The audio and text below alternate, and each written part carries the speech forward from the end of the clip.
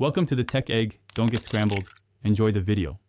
In this video, I will explain how to use Notion for e-commerce. First, understand that Notion provides a flexible workspace to manage your online store. You can centralize product details, inventory, and customer data, making it easier to oversee daily operations. This method helps streamline your workflow, ensuring everything is in one accessible place for quick updates and informed decisions. Next, let's set up your product database. Start by creating a new database in Notion and add properties such as product name, price, stock quantity, and a detailed description. You can also include images and links to your store.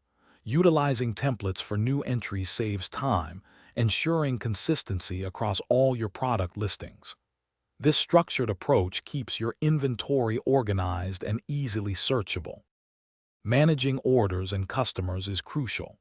Create a separate database for orders, tracking their status from new to fulfilled, and link them to your product database.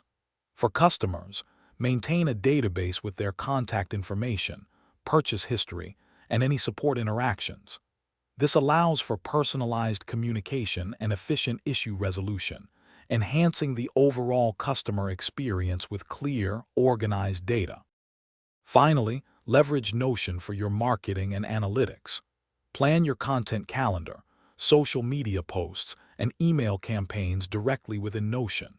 You can track the performance of each campaign by adding properties for metrics like conversion rates or reach.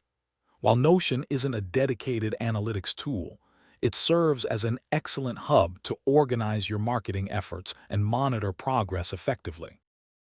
Thanks for watching. Consider subscribing if I helped unscramble your problems.